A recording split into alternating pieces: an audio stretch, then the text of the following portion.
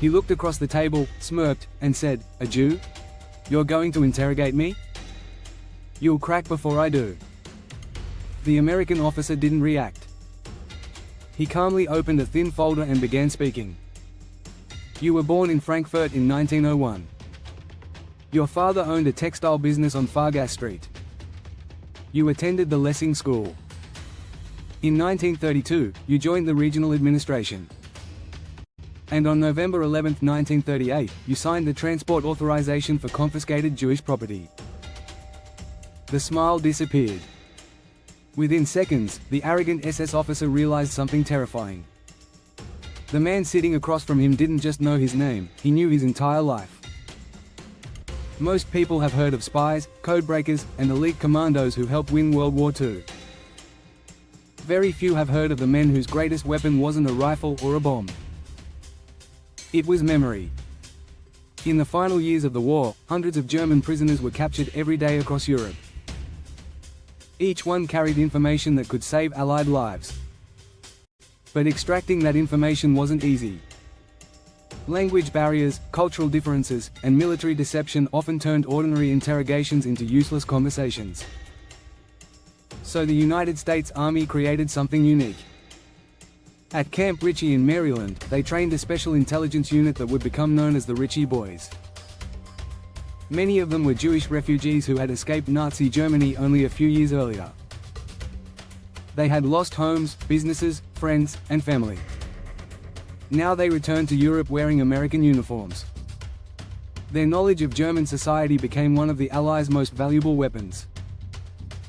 One of those interrogators was Sergeant First Class Aaron Feldman. Before the war, he had lived in Frankfurt. He knew its streets, its neighborhoods, and the way people spoke. He understood the difference between a Berlin accent and a Bavarian one. He knew the bureaucracy that kept the Nazi state running. Unlike many soldiers, Aaron didn't need a translator. He understood every word, and every hesitation. September 1944. The city of Eindhoven in the Netherlands had just been liberated. German forces were retreating, leaving behind officers, clerks, and administrators who believed they could simply disappear into the chaos. One of them was SS Obersturmbannführer Karl Brenner. Unlike frontline commanders, Brenner insisted he had never fired a weapon. "I'm only an administrator," he told his captors. "I work with paperwork." When he entered the interrogation room, he noticed Aaron's Jewish surname on the documents. He laughed. "So America sends Jews to question German officers now?" The room remained silent. Aaron slowly opened a thin intelligence file. Without looking directly at the prisoner, he began speaking. "You grew up near the Main River. You attended Lessing School. Your father owned a textile warehouse. You transferred to the Frankfurt Regional Administration in 1932. Karl's confidence weakened. Aaron continued. "Your office coordinated property seizures after Kristallnacht. You approved transportation requests. You signed inventory records." Each sentence landed like another blow. Karl leaned forward. "How do you know all this?" Aaron finally looked him in the eyes. "Because I lived there too." For the first time, the SS officer realized he wasn't facing an ordinary American soldier. He was facing someone who knew the city better than he did. Someone who understood every street, every office, every chain of command. Someone who could immediately recognize every lie. Psychology became the real battlefield. The Ritchie Boys were trained to avoid shouting or threats. Instead, they relied on precision. If a prisoner claimed to be from Munich but pronounced certain words like someone from Hamburg, they noticed. If an officer minimized his rank, they already knew where his insignia had been. If someone denied involvement in deportations, they often had copies of transportation records proving otherwise. Knowledge replaced intimidation. And it worked. Again and again. Thousands of German prisoners revealed troop movements, supply shortages, defensive positions, and command structures. Military historians estimate that intelligence gathered by Ritchie Boys significantly improved Allied battlefield planning during the final campaigns in Western Europe. But their mission wasn't only military. Many of them carried deeply personal memories. They remembered neighbors disappearing overnight. They remembered smashed storefronts during Kristallnacht. They remembered being told they no longer belonged in the country where they were born. Now they sat across from the same bureaucratic machine that had made those crimes possible. Karl Brenner continued insisting he had never harmed anyone directly. "I only signed documents," Aaron asked a simple question. "Without your signature, would the trains have departed?" Silence. Administrative systems often hide responsibility behind paperwork. Orders pass from one desk to another until no individual believes he is accountable. But every signature represents a choice. Every approved list moves real people toward real consequences. This became one of the central questions after the war. How guilty is a man who never pulled a trigger but organized the system that allowed violence to happen? The Nuremberg trials attempted to answer the question. Some high-ranking leaders were convicted. Others escaped punishment. Many lower-level officials returned to ordinary civilian lives, claiming they had simply followed orders. Yet historians increasingly recognize that modern atrocities depend as much on clerks and administrators as on soldiers. The Ritchie Boys understood this better than anyone. They didn't just interrogate prisoners. They exposed the machinery behind one of history's darkest regimes. After the war, many of these intelligence officers rarely spoke about their service. Some never told their own children what they had done.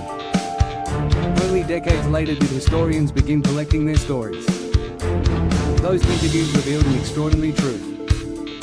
A group of refugees, people once rejected, persecuted, and forced into exile, had returned to defeat the very system that tried to erase them.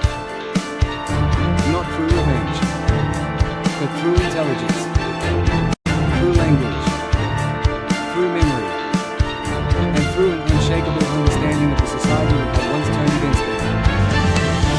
The German officer who entered the room expecting an easy victory discovered something entirely different. He learned that arrogance collapses quickly when confronted with undeniable facts. Because sometimes the most powerful weapon in war isn't a gun or a tank. It's a calm voice that already knows everything you're trying to hide. And that is why the story of the Ritchie Boys remains one of the most remarkable, and least known, intelligence stories of World War II. Karl Brenner wasn't the only prisoner passing through Allied interrogation centers. Every day, dozens of officers arrived convinced they could outsmart their captors. Many had been trained to reveal nothing more than their name, rank, and serial number. Others carried carefully rehearsed cover stories. Some even believed the Geneva Convention would protect them from prolonged questioning. But the Ritchie Boys had developed methods that relied less on pressure and more on observation. They paid attention to uniforms. Mud on a pair of boots could reveal where a unit had recently been stationed. A sun-faded collar might indicate months spent in southern France instead of northern Germany.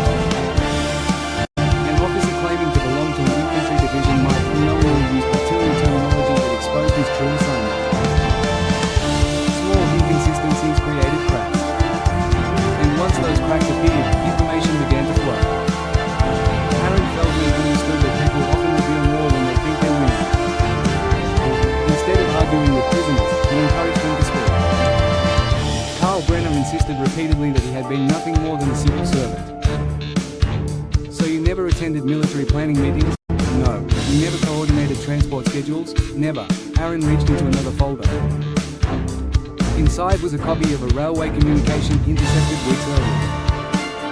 It contained Brenner's signature approving priority movement for a special transport contract. Aaron slid the document across the table. Karl stared at it without speaking. Minutes passed. Finally he whispered, "I didn't choose the destination." Aaron answered quietly, "But you chose to sign it." The room fell silent again. For intelligence officers, silence was often more valuable than questions. People naturally tried to fill uncomfortable moments. Karl eventually began explaining how regional SS officers functioned. Each city maintained detailed population records. Local police collected information. Administrative departments verified addresses. Transportation officers scheduled trains. Railway authorities assigned locomotives and crews. No single office controlled everything. But together they formed a system that moved millions of people with terrifying efficiency. Aaron listened carefully. Every detail was written down. Every name could lead to another investigation. Every office location could help Allied authorities identify hidden archives before they were destroyed. Across Europe, other Ritchie Boys were some had escaped Austria. Others had fled Poland, Czechoslovakia, or Germany itself. Many had arrived in America with almost nothing. Now they possessed something the Nazis had underestimated: perfect knowledge of their former homeland. One interrogator could identify a prisoner's hometown simply from the way he pronounced a single vowel. Another recognized a regional expression that revealed a supposedly anonymous officer had actually served in Cologne. The prisoners became increasingly uneasy. They expected foreign soldiers. Instead, they found men who knew local train stations, neighborhood bakeries, football clubs, and city landmarks. The psychological advantage shifted immediately. Military reports later showed that valuable intelligence was often obtained within the first few hours after capture. The Ritchie Boys understood German military culture. They knew the importance officers placed on rank and professionalism. Rather than humiliating prisoners, they often treated them with formal respect. That unexpected courtesy lowered defenses. An officer who refused every question might eventually begin correcting what he believed were factual mistakes. No, that division wasn't in Belgium, it was transferred to the Ruhr. Without realizing it, he had just revealed exactly what Allied intelligence wanted to know. Meanwhile, the war itself was changing rapidly. By late 1944, Germany faced pressure on multiple fronts. Fuel shortages crippled armored divisions. Rail networks suffered constant bombing. Communication became increasingly chaotic. Every accurate report gathered from prisoners helped Allied commanders plan their next advance. Some historians estimate that intelligence collected by the Ritchie Boys shortened operations by preventing unnecessary assaults against heavily defended positions. Instead of attacking blindly, commanders often knew where enemy strength actually existed. Lives were saved on both sides. Yet for many interrogators, the work remained deeply personal. During one interview, a captured official casually mentioned a synagogue that had been destroyed years earlier. The interrogator quietly replied, "I celebrated my bar mitzvah there." The prisoner stopped talking. He suddenly realized that history itself was sitting across the table. These moments happened repeatedly.